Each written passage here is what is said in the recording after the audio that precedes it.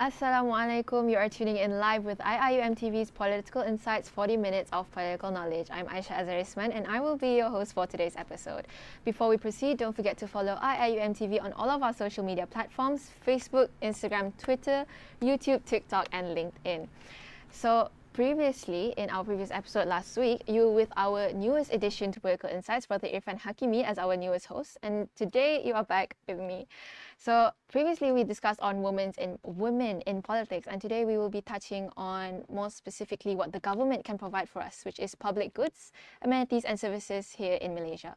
And to help us further indulge in this topic and help provide us with the right knowledge and thoughts on this topic, we have invited Brother Hamirul Akbar, who is the former president of Kuliah of Economics and Management Sciences and also the co-founder of EDUKO. Welcome, Brother Akbar. All right, thank you, Sister Aisha, for the opportunity given, and it's such an honor to be invited to be the guest of this session. Welcome to you, and thank you for actually joining us today as well. So, are you feeling nervous or anything? Some sort, yes, because this is my first time of being live in such professional way of conduct. Because we know IIUM TV is such a remarkable TV, and it's one of the most seen session among the UIA students. So I hope, with that being said, that you don't feel too nervous or anything, right? So we'll just santai-santai. Yeah, right? right. Okay. Yeah, that's right. So without further ado, I'll jump straight into the topic. Yeah, sure. Okay, so for the first question, an introduction to public goods, right? So to start off our discussion, can you maybe define what public goods, amenities and services are, and give us maybe examples of what kind of public goods and services that we have here in Malaysia? All right. So basically, when we try to define what is public goods, amenities and services, of course, there are so much theoretically and research have been done in terms of the definitions to be called. So, but if I explain it in terms of the professional or in terms of the economic way, I believe most of you guys will hard to understand. So I'll try my best to explain it in terms of the layman terms. So basically, public goods, amenities and services is something or a goods and services that being provided in non-profit oriented, and it will be provided to all level of society. So in our daily life, there are two types of goods. The first one is the public goods, and the second one is private goods. So the two things or two characteristics that distinguish the difference between public goods and private goods is one, excludability, and second is rivalry. So for example, when I say about private things, in such characteristic of excludability, when I have my phones, that is private things. I can control from you to control my phones. I can ask you to move away from my phones. But for public goods, I can control you to use it. So it is free to use by every level of society. Either you are Malay, either you are Chinese, Indian, either you are old, either you are young, you are free to use it because it is a public goods. So in terms of the example of public goods that being served in Malaysia is, for example, like education. We have public school, we have public universities, and healthcare also. We have public hospitals, also security. We have military and police, and after that, what else? So you can name various things that being offered as public goods towards the Malaysians. I see. So like you mentioned, there's public goods is accessed by everyone. So Yes. everyone has access to it. It's open for everyone, right? So who maintains these public goods? Is it the federal, local, or the state government? So this is the problem that being faced by the society, because they can't blame one people in terms of the maintaining of public goods, because either it's federal, state or local government, all of them serve different kind of public goods. For an example, government, they provide public school. You cannot completely blame the local government, for example PBT, on the problems that happening in public schools. And for example, like state government, they also provide, for example, Rapid KL, or in Johor we also have free bus. And local government also provide their public goods, for example, recreation park. So first thing first, you need to know who offered the public goods, and then we can know who should maintain or be accountable to it. For example, during my times of intern in community services of Parliament Johor Bahru, we face this kind of problems because in terms of the draining system, it is accountable towards the state government. So the people, for example, in Kampung Melayu Majid, they often blame the parliament because of the draining system, but they didn't know that actually the responsible in maintaining the draining system, for example, like flood, is located under the jurisdiction of the state government. So that's why it's very important to know who you should refer to in terms of maintaining the public goods. And after that, of course, you can do a further actions once you know who you should contact to. Yes. I see. So meaning to say that we can't just simply finger point Yes, whoever true. we want. Like just because there's a problem in the public school, you suddenly marah the federal government, No. right? You can do that, right? Okay. So next question is what from your observation, kan, what can you say about the current state of Malaysia's public goods? For example, the healthcare and the public transportation. Is it efficient enough and properly maintained, so on and so forth? Like Understood. Okay, so as a wise man, or any wise man would say that the current effectiveness of our public goods, actually it is not effective at all. So for example, when you go to public hospitals, you will expend around 2 hours in average in every public hospitals to get their free services. For example, one of my cases that I faced during my internship is one of the Chinese girl who is been extremely burned due to an explosion in the kitchen. She have been sent to one of the public hospitals, but in terms of course, we know bureaucracy and all of that.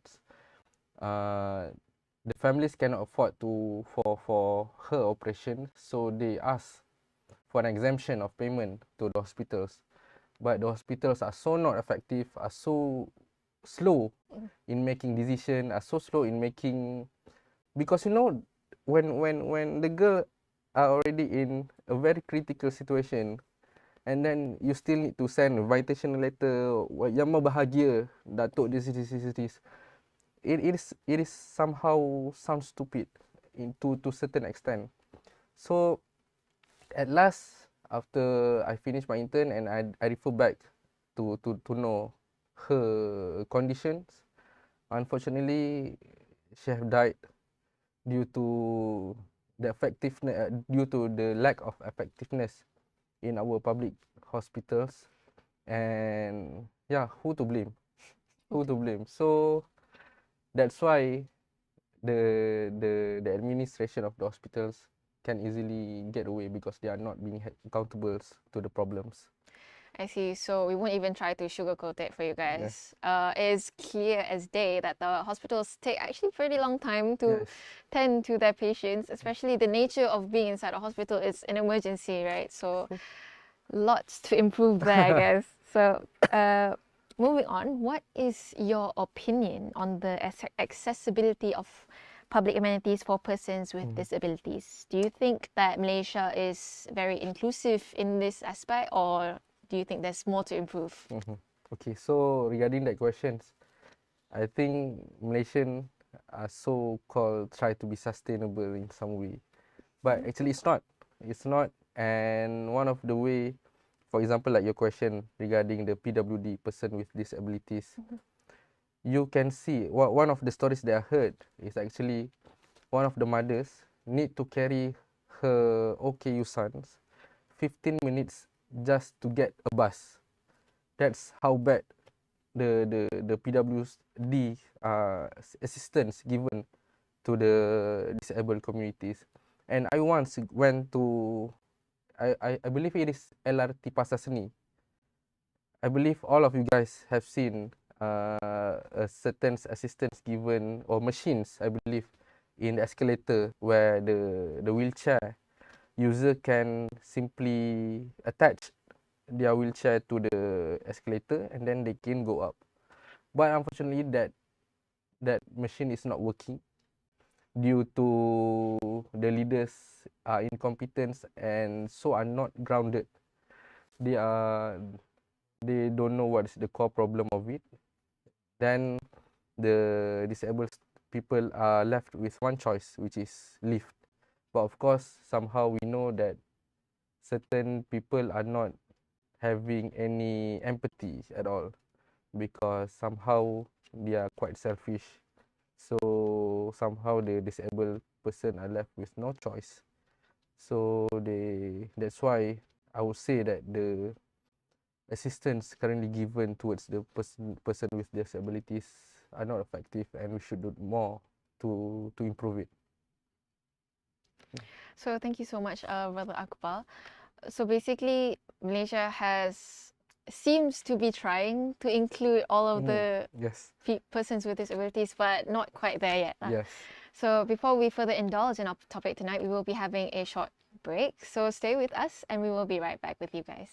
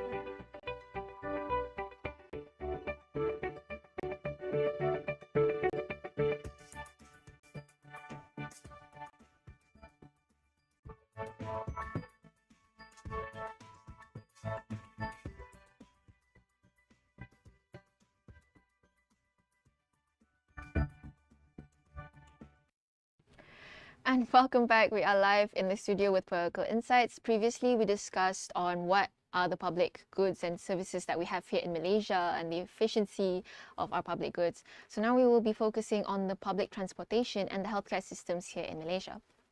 So firstly, touching on transportation, lately there are frequent services disruptions at the LRT Kelana Jaya line. Yes. And I think everybody knows about this. Like, if you don't know, you didn't read the news, or you have your own car, so that's fine. But how do you think the responsible parties should tackle this issue, and how can it be avoided in the near future or far future? Okay. So first of all, I would like to keep it short, which is only 2 points that needed to be done. First thing first is the leaders should be accountable. The leaders should be accountable towards any mistake that they they have made. For example, in Japan or South Korea, if any incidents happen towards public transportations, the person in charge or the leader in charge will automatically resign, because they have the empathy, they are being accountable towards their mistakes, and that is not the case in Malaysia. In Malaysia, for example, if we look on the crash that happened, I believe in last year, is it? At the tunnel of KLCC. Yeah, because so in that case, we can see that the chairman of JLC at that time, if I'm not mistaken, is Tajuddin, YB Tajuddin. He can still laugh at the interview due to the crash that happened. This shows that the accountability is not there, and the leaders are not being empathy at all. And then next point that we want to make is please appoint the qualified leaders towards their specific jobs. For example, like we have a lot of political appointment made either in this government or in the past governments. I believe there are lots political appointment made to certain position in JLC. For example, when we speak about public transportation, is prasarana. So, what skills actually that these political appointed leaders have to a certain extent? The only skills that they have is just part licking their leaders.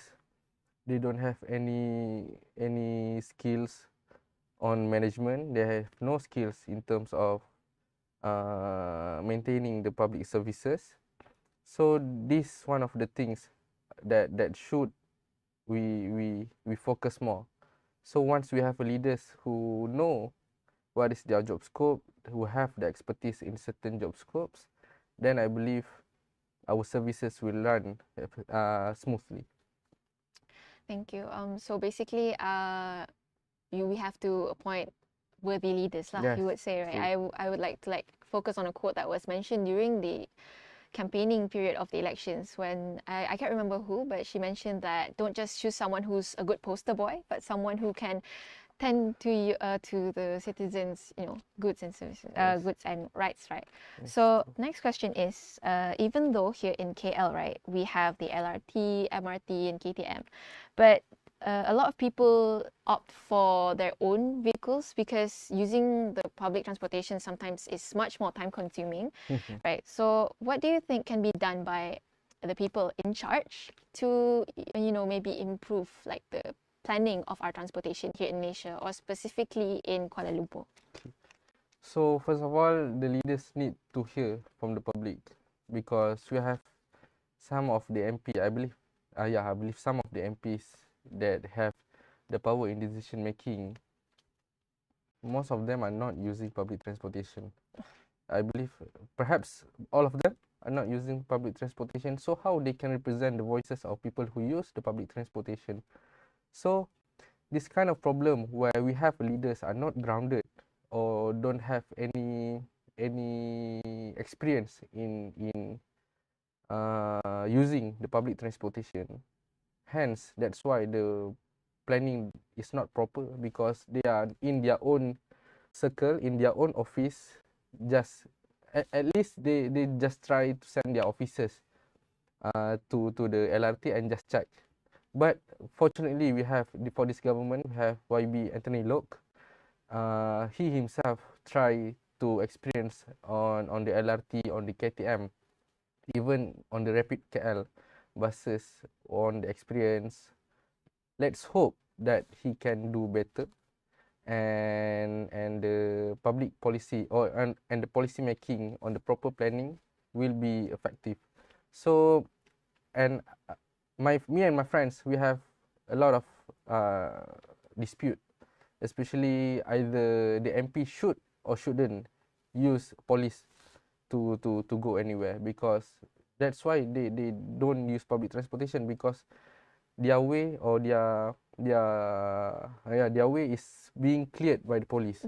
So they doesn't know what is the traffic jams problems, because they didn't face it. Some of my friends say that we need police to clear, because this MPs is very busy man, and they need more times, they need to be fast from this point to this point. But I believe this kind of policy make Malaysia, Malaysia as the current situation, because we don't have any leaders that know what is the core problem of the local community, and they just make a policy that they think would be nice to be heard. I think that's all. So you're suggesting that the MPs, right, or the people in charge of these public goods and services, right, Mhm. to experience it Yes, themselves, yes. maybe, so that they would be able to see what is best for the current Yes, situation, I guess, for yes. the planning of transportation especially. They need to face and they need to be in the hustle, especially during the peak hour in LRT. They need to be face that, so they will know that, okay, this policy or this kind of options that needed to be done. See.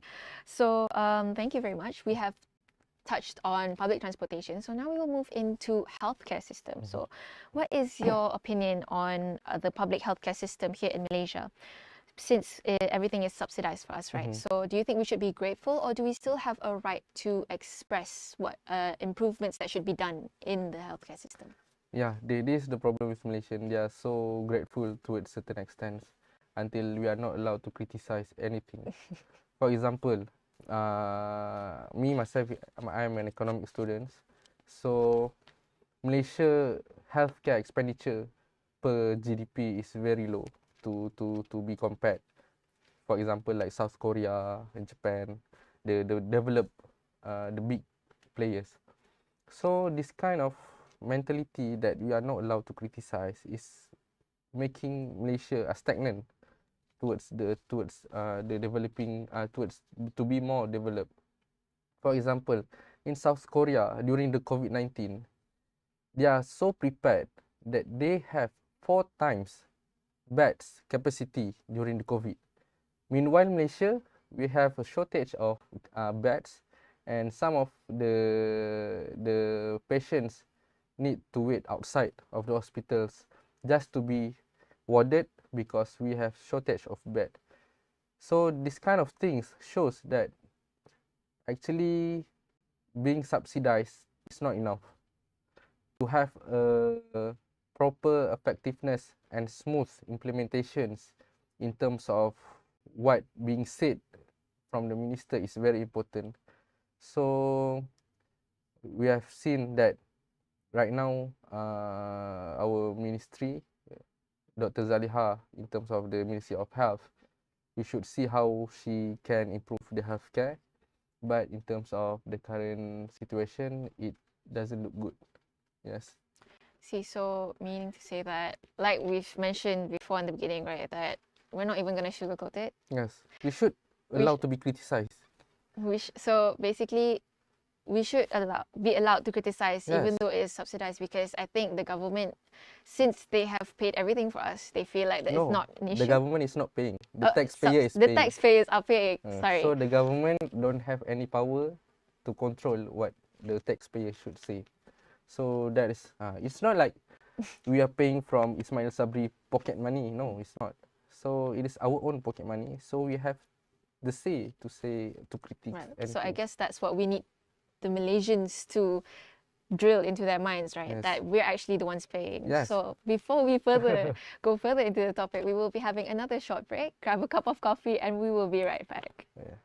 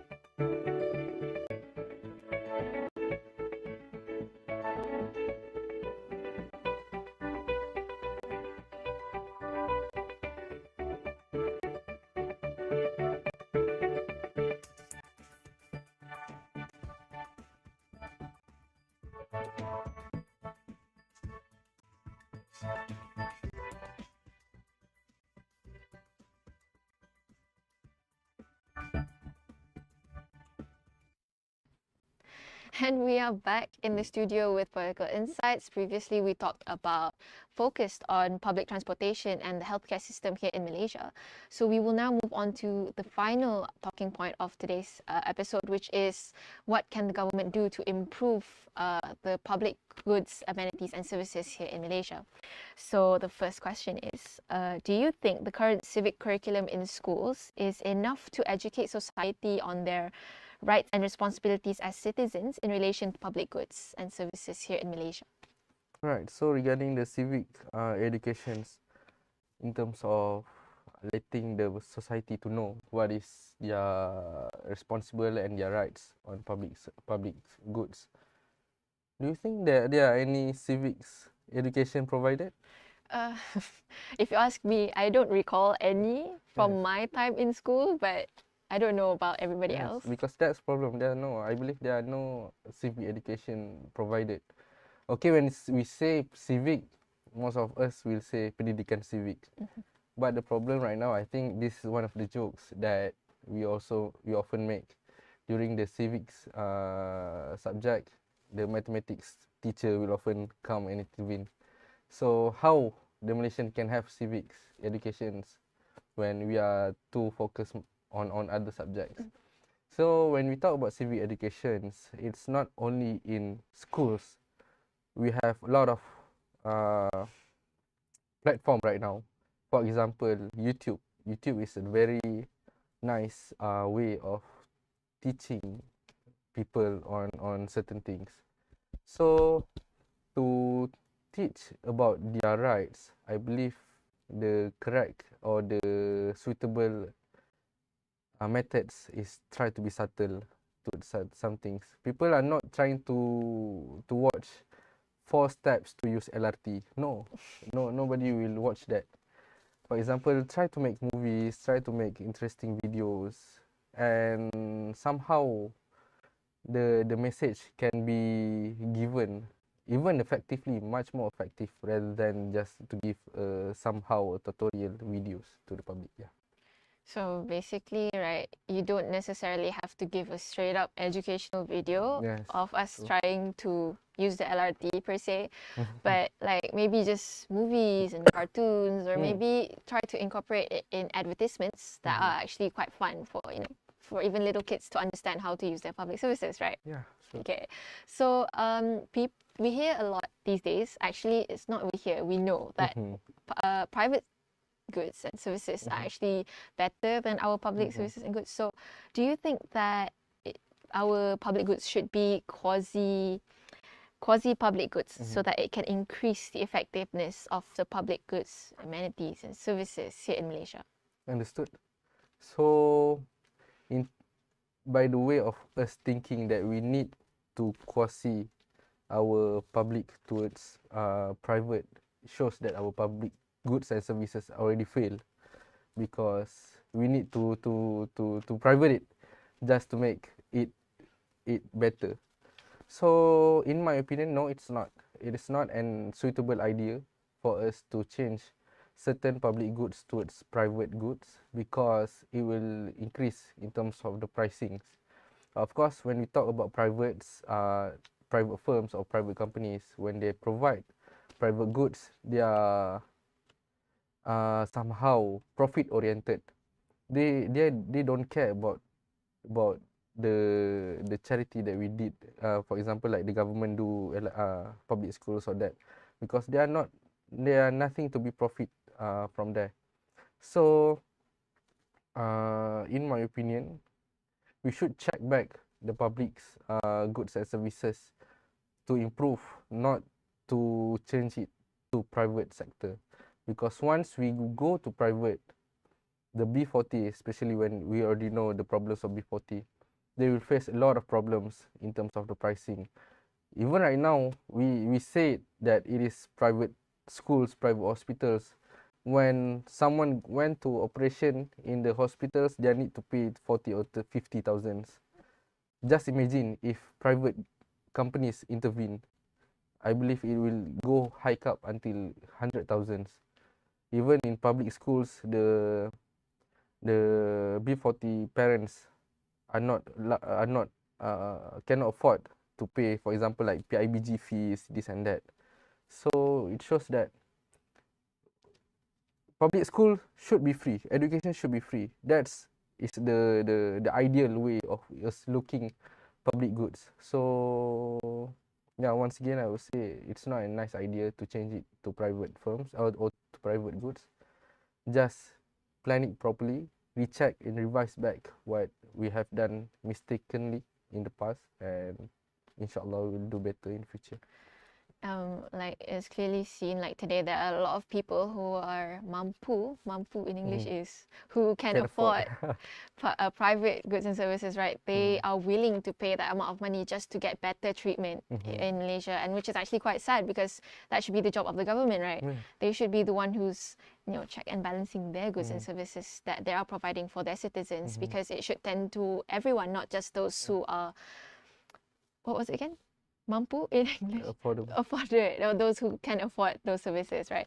So next question is, do you think that other states in Malaysia will have public goods and services that are comparable to those in more developed states anytime soon, such as the rapid system, MRT, and all those things? Can you imagine Kelantan having LRT? I'm gonna be honest, and I'll say no. Yeah, of course. Somehow the development in Malaysia or in states in Malaysia is not equal. We can see Johor, Penang, Selangor, KL have a very rapid development. Meanwhile, Kelantan, Sarawak, Sabah are left behind. Even in terms of the poverty after COVID-19, we can see that the growth in terms of poverty are much more concentrated in Kelantan, Sabah, and Sarawak. So, of course, to say it, certain states will have what we have here in KL. Hopefully, Johor, Penang, right now we can see they already provided free buses. And I believe in Johor, because me myself is Johorian. So if I'm not mistaken, the state government already planned to have somehow the alternative towards buses. They will have their way to implement public services. Not LRT, if I'm not mistaken, but some other vehicles. So Johor, Penang, I believe will do better. But for Kelantan, no harm or no hard feeling towards Kelantanis. But I believe I don't see anytime soon that you will have rapid developments under the current state government. I see. So right, like even in Kelantan, we can see right now that even their water systems, their drainage and everything is also still problematic. So how they can improve that, and how can they advance to another development? Can you imagine you have LRT and then suddenly it's flooding? I believe that would be very difficult to handle, but we'll see. Maybe in the far future, maybe right, for the future generations, maybe our generation when we're leading, right? So we have reached the final question for today, which is, how can we as citizens help to improve or maintain the public goods here in Malaysia, and what can the government do to efficiently take into account our perspectives and opinions when it comes to maintaining and improving the public goods here in Malaysia? Okay, so the problem with Malaysians is we are too concentrated to buy or to invent new things to build, for example, a high tower, a building, or just to sugarcoat every problems that currently faced. Recently, our I'm not sure which position, Nick Nazmi, I believe he's climate something ministry. He introduced, or he want to implement EV cars to all Malaysians under the price tag of 100,000s. But the problem is, does the EV cars will solve the traffic jams? So before this, we can see Persona, Beza under the traffic jams. But soon later, we will see Tesla under still traffic jams. So what is the difference? So what we should do is to improve the government should hear from the publics and should have the experts, not appoint some random politician to hold GLC positions. So that's why we should have leaders that really knows the core problems to traffic jams, towards public transportation, and etc. Then, inshallah, we'll have a better public goods services towards the Malaysians.